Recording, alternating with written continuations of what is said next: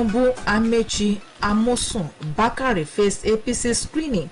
Adamu inaugurates Oyegun 7-man panel admits tussle in party. I almost scuttle PDP presidential primary. Wike accuses southern governors of betrayal. Atiku visit Wike, Saraki, Ayim. APC primaries controversies persist in Osun, Oyo, Ogun, Ondo. Peter Obi emerges Labour Party presidential candidate. No Nigerian territory was attacked by Cameroonian separatists, says army. Train attack. My son is a sickler. I don't know his condition now. Oshibajo's classmate cries out. Ango Abdullah's son. Other victims seek federal government's help. Methodist Church prelates regains freedom. Ekiti government nullifies installation of traditional ruler. IMF declines Nigeria's debt to GDP ratio of 76%. My scariest moment was when I ran out of water in Mauritania. Adeyaju, London to Lagos biker. ITTF African Cup final. Aruna laments loss to adversary Arsenal. Friendly, I can't blame Ekong for home goal. Per-0. Eagles had a bad first half against Mexico. Juve should go for Osimhen, ex-Liverpool star. This and many more after this break.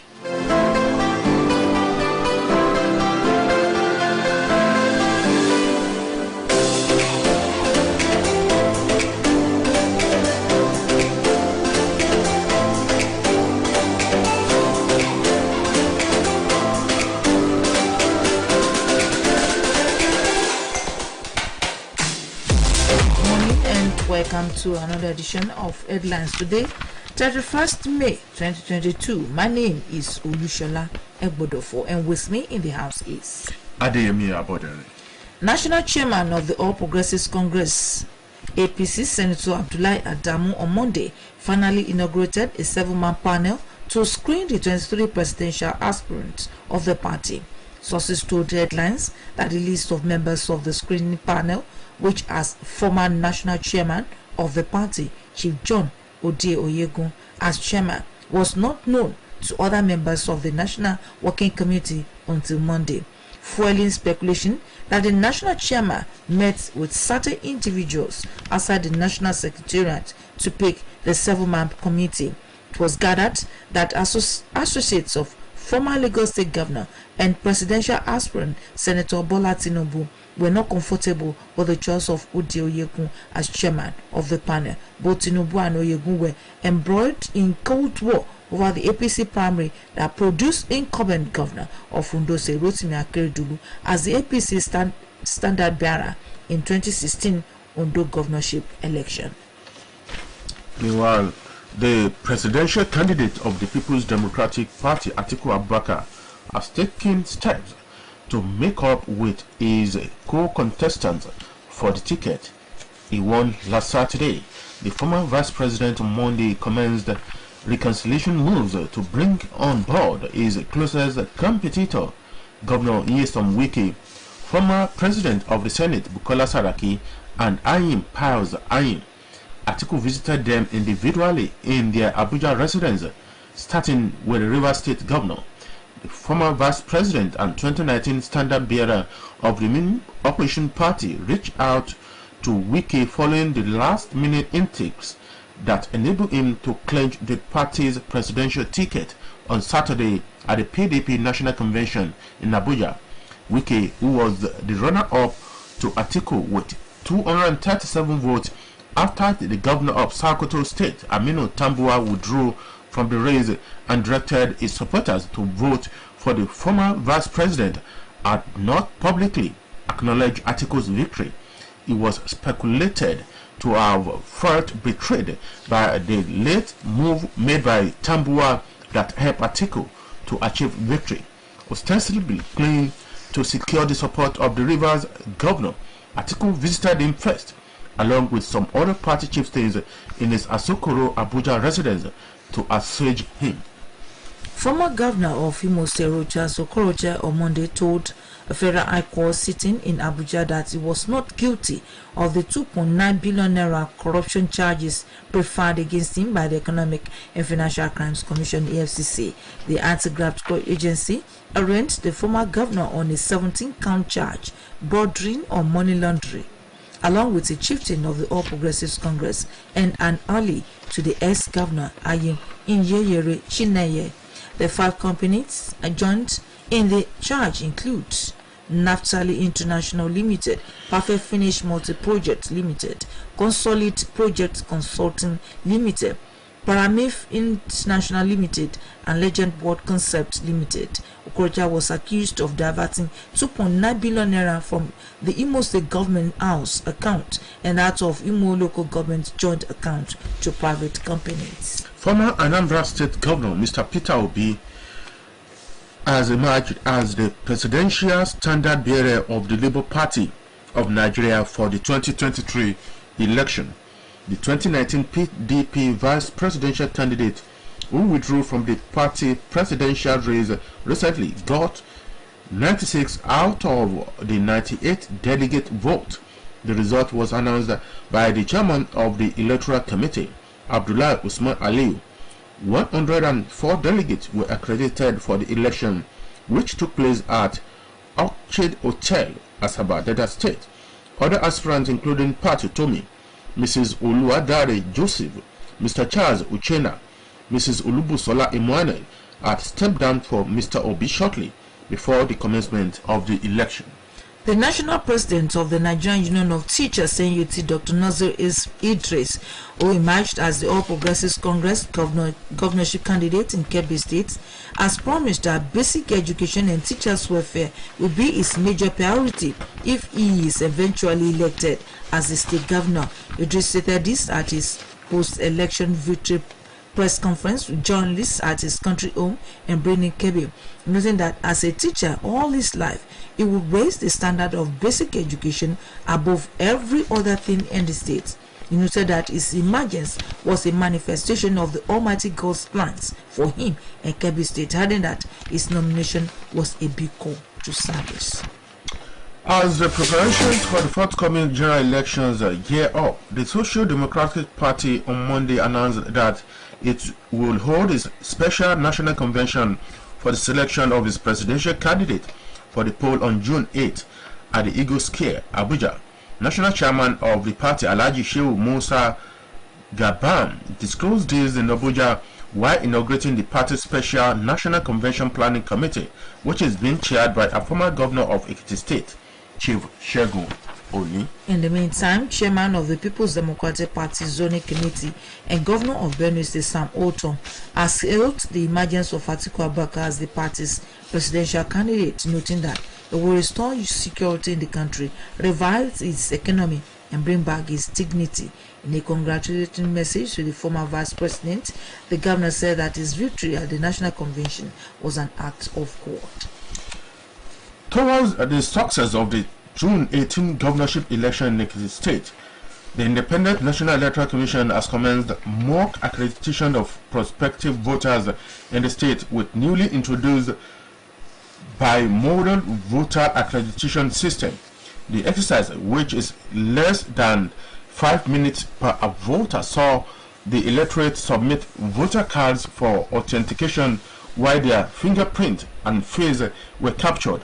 The chairman of the commission, Professor Mahamoud Yakubu, who monitored the exercise in Ado Ekiti, Ikare Ekiti, and Igede Ekiti on Monday, and expressed satisfaction with the functionality and effectiveness of the system, assured the people of the commission readiness to conduct a credible, free, and fair election. Similarly, controversies have continued to trail the conduct of the primaries of the All Progressives Congress and emergence of some candidates, with some aspirants seeking redress through petitions written to either the appeal panels in states or directly addressed to the National Secretariat of the party. In Osun State, some states, House of Assembly and National Assembly aspirants in Osun State on Monday called for a total cancellation of the primaries conducted by the party to elect candidate.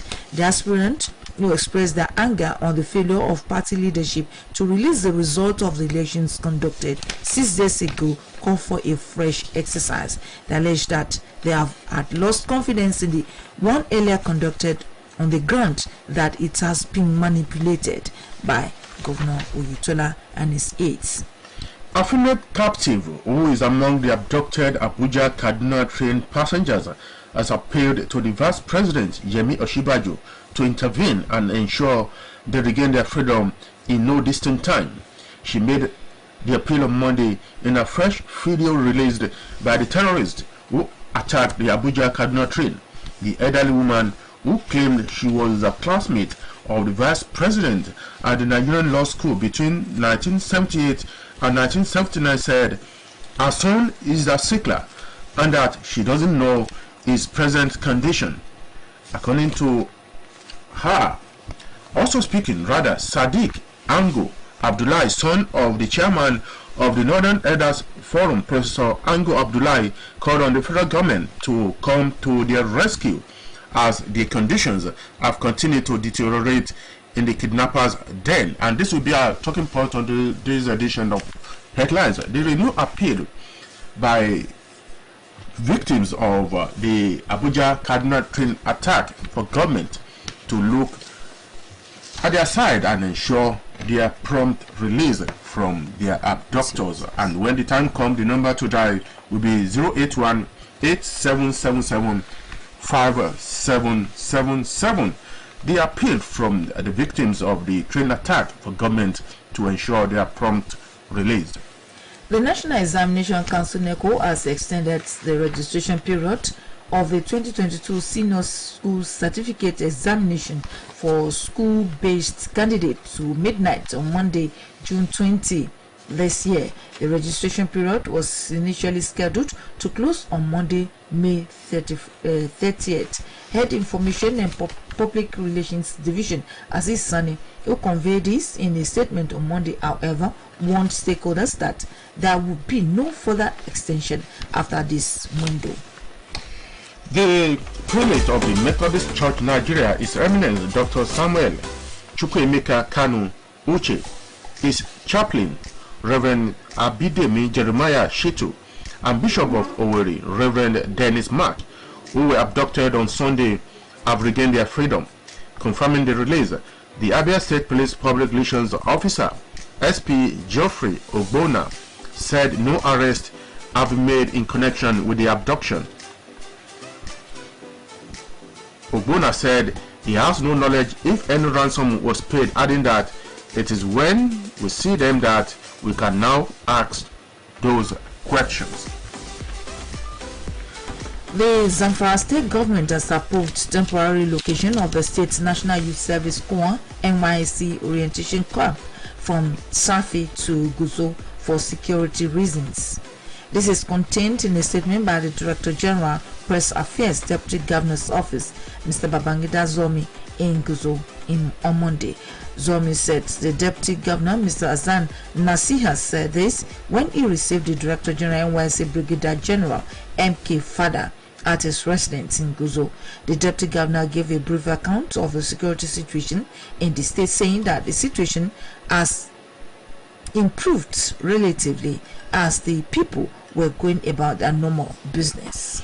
Gunmen the early hours of Monday invaded the premises of Anambra Broadcasting Service in Awada in Onitsha. The government believed to be part of those terrorizing the state for over a year burned a building, a company bus, and another vehicle parked within the premises belonging to a staff who had worked overnight.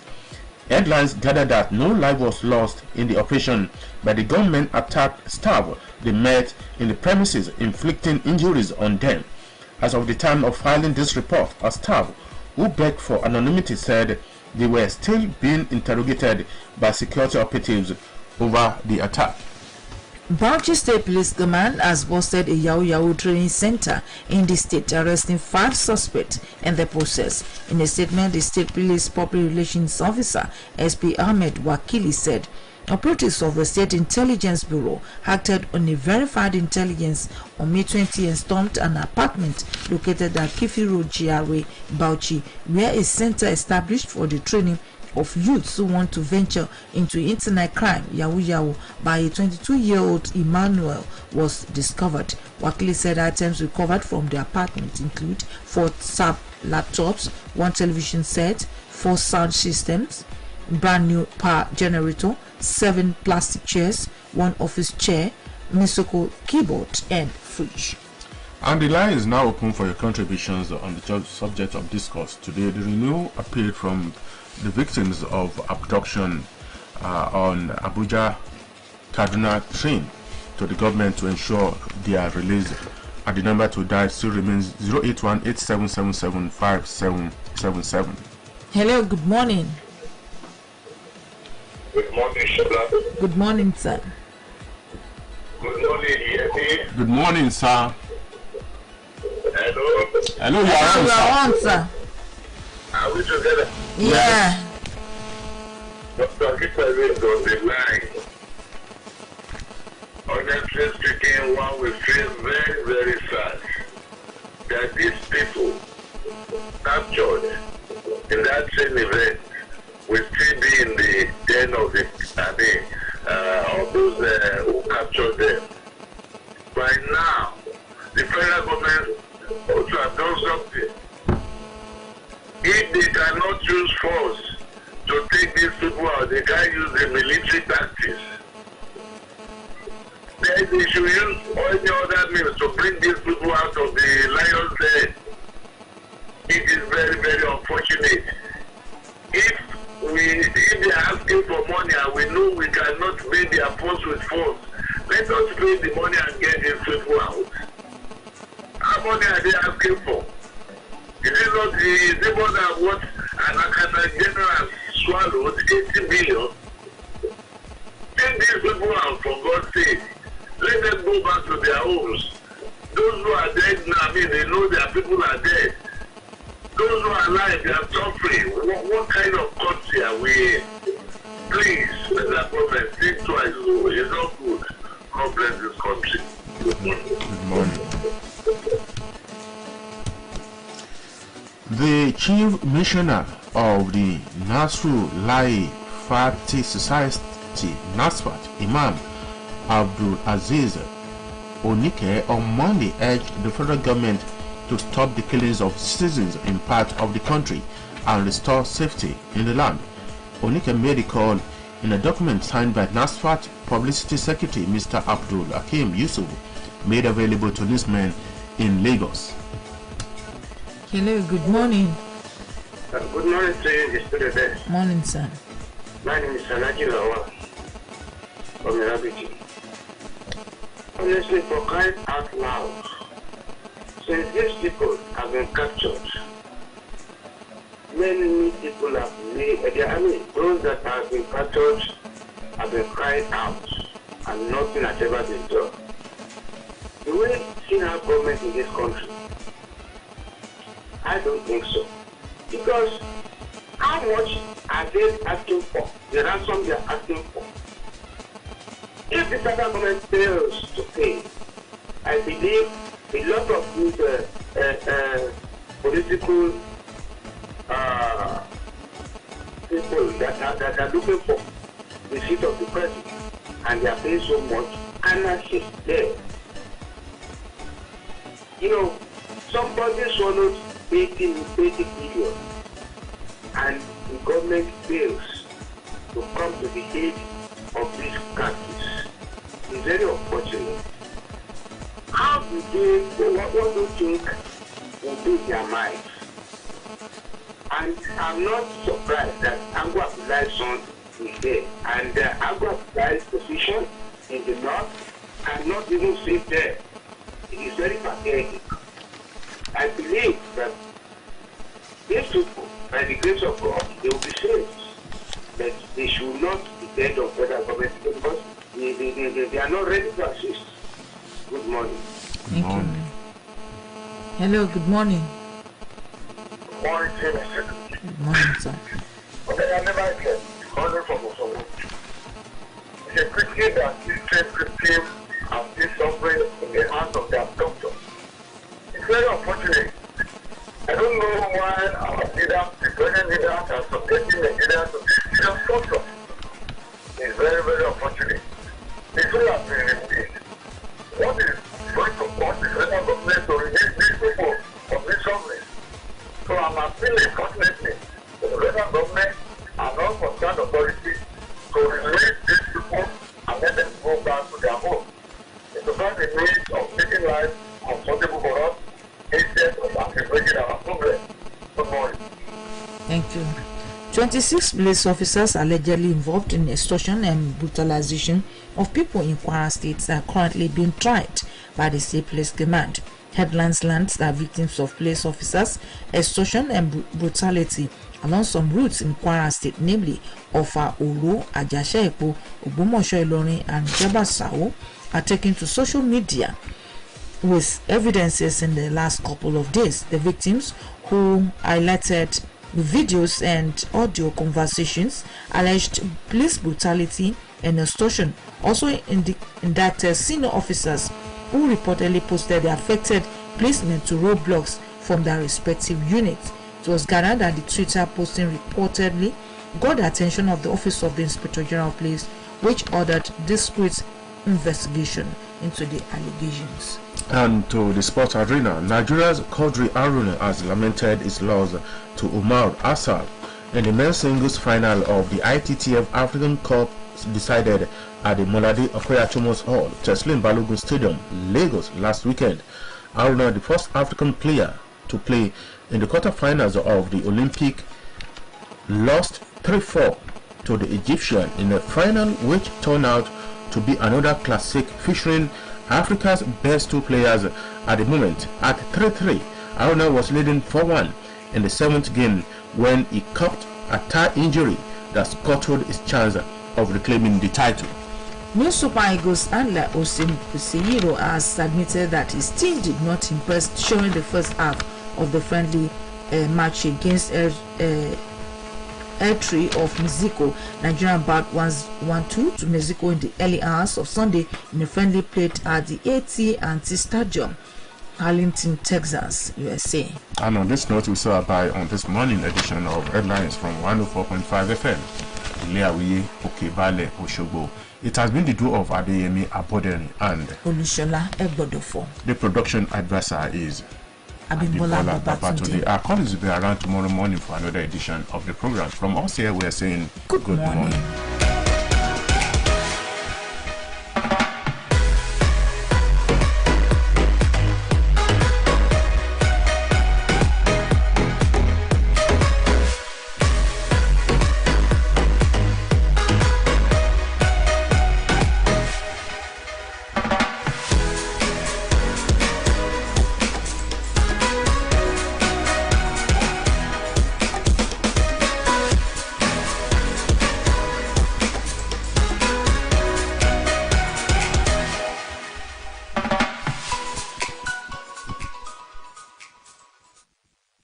OSBC 104.5 FM.